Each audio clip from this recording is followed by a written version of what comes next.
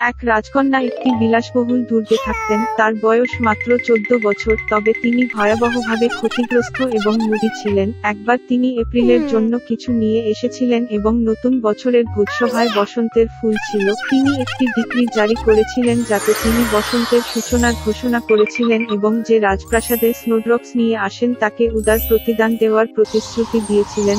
শহরের উপকণ্ঠে একটি ছোট্ট বাড়িতে তার মেয়ে এবং সৎ কন্যার সাথে এক সৎ মা থাকতেন। সৎ মেয়েটি খুব মধুর ও দয়ালু মেয়ে ছিল এবং তার নাম মাসা। সৎ মা এবং কন্যা খুব অলস এবং ক্রুদ্ধ ছিলেন এবং তারা দরিদ্র মেয়েটিকে প্রতিটি সম্ভাব্য উপায়ে আঘাত করেছিলেন। তারা প্রকৃতপক্ষে রাজকন্যার দ্বারা প্রতিশ্রুতি প্রাপ্ত পুরস্কারটি পেতে চেয়েছিল, তবে শীতকালে তুষারপাতগুলি কোথায় পাবেন তা তারা ভাবতে পারেনি। বুড়ো মহিলা মাসাকে তাদের বসন্তের ফুল আনতে বনে পাঠানোর সিদ্ধান্ত নিয়েছে। সৎ মেয়েটি তার সৎ মাকে তার প্রতি করুণার জন্য অনুরোধ করতে লাগলো, কারণ বাইরে অন্ধকার এবং শীত ছিল এবং শীতকালে কোনো ধরনের তুষারপাত হতে পারে। কিন্তু লোভী বৃদ্ধা কিছুই শুনতে চাননি। সে একটি বড় ঝুড়ি দিয়েছে এবং মাসাকে দরজা থেকে তাড়িয়ে দিয়ে শীতল মেয়েটি একটি অন্ধকার বনে খুব ভয় পেয়েছিল। হঠাৎ দূরত্বে সে একটি আলো দেখল। তিনি আনন্দিত হয়ে তার সাথে দেখা করতে গেলেন। দেখা গেল যে এটি একটি বিশাল জ্বলন্ত আগুন এবং তার চারপাশে 12 জন নিজেকে উষ্ণ করছে।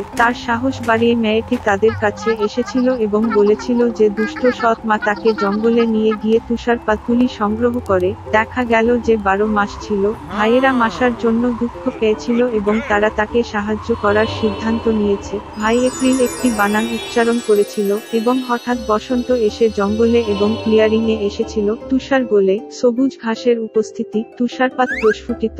মেয়েটি ফুল সংগ্রহ করতে শুরু করে এবং শীঘ্রই তাদের সাথে একটি বড় ঝুড়ি ভরে দেয়। তরুণ এপ্রিল সত্যিই তাকে পছন্দ করেছিল এবং সে তাকে একটি জাদুর আংটি দিয়েছে। যদি সমস্যা দেখা দেয় তবে তাকে অবশ্যই মাটিতে ফেলে দেওয়া হবে। একটি স্পেল কাস্ট করা হবে এবং সমস্ত 12 মাসই উদ্ধার করতে আসবে। মাসা তাদের ধন্যবাদ জানিয়ে বাড়ি চলে গেলেন। মেয়েটি যখন স্নোড্রপগুলি বাড়িতে এনেছিল তখন সৎ মা ও কন্যা এতে খুব অবাক হয়েছিল। মাসা যাত্রা থেকে খুব ক্লান্ত হয়ে পড়েছিল, সঙ্গে সঙ্গে শুয়ে পড়ল। তার সতত বোন সন্দেহ ছিল কিছু ভুল ছিল। মেয়েটি যখন ঘুমাচ্ছিল তখন সে তার জাদুটির আংটিটি খুঁজে পেয়ে তা নিজের কাছে নিয়ে গেল। ঘুম থেকে ওঠার পরে সৎ মেয়েটি ক্ষতিটি আবিষ্কার করে তিনি রিংটি ফিরিয়ে দিতে ভিক্ষা শুরু করলেন, কিন্তু তার সৎ মা ও মেয়ে কিছুই শুনতে চান না। ঝুড়ি নিয়ে তারা ছুটে গেল রাজপ্রাসাদে।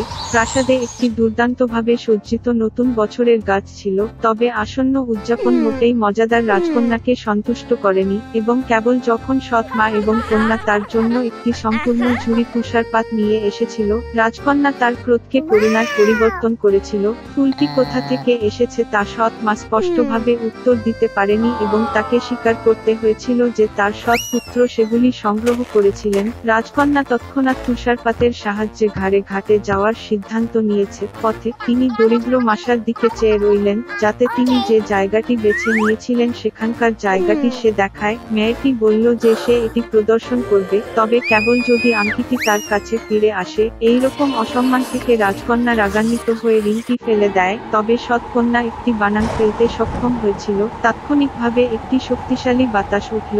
বজ্রধ্বনিতে কাঁপতে ঝরে পড়ল। বৃদ্ধ লোক জানুয়ারি তাদের সামনে হাজির। তিনি সবাইকে একটি ইচ্ছা করার জন্য আমন্ত্রণ জানিয়েছিলেন।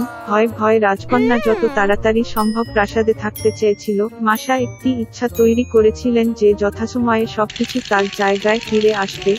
শীতে গ্রীষ্মে সৎ মা ও কন্যা এত শীতল ছিল যে তারা কোনো পশম এমনকি একটি কুকুরের তৈরি ফুটকোট চেয়েছিল। এই বলে লোভী মহিলারা তৎক্ষণাৎ কুকুরে পরিণত হল। রাজকন্যাকে প্রাসাদে পৌঁছানোর জন্য তাদের একটি নিদ্রা দেওয়া হয়েছিল। মাসা ভাইদের তাদের সহায়তার জন্য ধন্যবাদ জানায়। তারা প্রতিশ্রুতি দিয়েছিল যে সৎ মা ও তার মেয়েকে মানুষা ফিরিয়ে আনবে, তবে কেবল তখনই তারা বাধ্য হয়। মাসগুলি মেয়েটিকে একটি দুর্দান্ত বিড়ম্বনা দেয় যা ঝাঁকুনিযুক্ত ঘোড়া দ্বারা সজ্জিত। তাদের দেখে রাজকন্যা প্রাসাদে যাত্রা শুরু করল। রাজকন্যা তার জীবনে প্রথমবারের মতো দয়া করে শব্দটি উচ্চারণ করেছিলেন এবং মাসা সানন্দে রাজি হয়ে গেল। একসময় এমন এক মহিলা ছিল যার কোনো সন্তান ছিল না। তিনি একবার সাহায্যের জন্য একটি ভালো ডাইনি গিয়েছিলেন। মহিলাটি জানিয়েছেন তিনি একটি সন্তানের স্বপ্ন দেখছিলেন। জাদুকরী তাকে একটি বীজ দিলেন এবং এটি একটি ফুলের পাত্রে লাগানোর আদেশ দিলেন। মহিলাটি খুব খুশি হয়েছিল। বৃদ্ধ মহিলাকে ধন্যবাদ জানিয়ে বাড়ি চলে গেল। বাড়িতে তিনি একটি বীজ রোপণ করেছিলেন, জল সরবরাহ করেছিলেন এবং ধৈর্য ধরে অপেক্ষা করতে শুরু করেছিলেন। শীঘ্রই একটি টিউলিপের মতো একটি দুর্দান্ত বিস্ময়কর ফুল পাত্রের মধ্যে বেড়ে উঠল। এর পাপড়িগুলি খুললে ভিতরে একটি ছোট্ট মেয়ে ছিল। সে খুব ছোট ছিল, 1 ইঞ্চির বেশি ছিল না, অতএব মহিলা তাকে থাম্বলিনা বলে।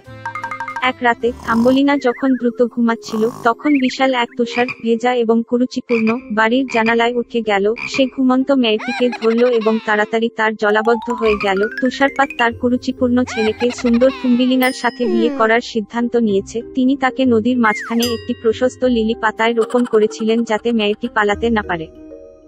সকালে থাম্বলিনা ঘুম থেকে উঠে বুঝতে পারল যে সে বাড়িতে নেই, তবে তার চারপাশে জল ছিল। মেয়েটি যখন বুঝতে পারল যে কি ভয়ানক পরিণতি তার জন্য অপেক্ষা করছে, তখন সে কাঁদল। এই মুহূর্তে ছোট মাছ অতীত সাঁতার কাটছে। তারা থাম্বলিনার জন্য দুঃখ পেয়েছিল। তারা লিলির কাণ্ডে কুঁচকে গেল এবং পাতাগুলিটি মেয়েটির সাথে সাঁতার কাটল।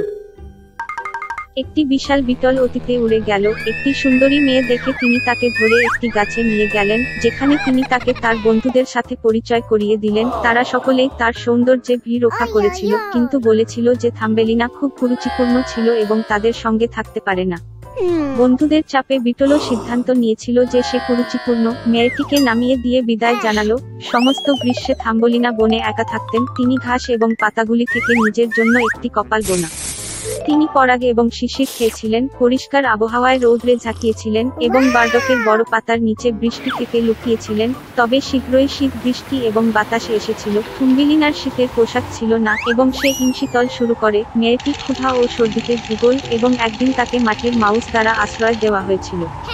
তারা একসাথে মহিমান্বিতভাবে বসবাস করত। মেয়েটি গৃহকর্মের সাহায্যে মাউসকে সাহায্য করেছিল, তার রূপকথার গল্প বলেছিল এবং তার বিনিময়ে গরম আবাসন এবং খাবার গ্রহণ করেছিল।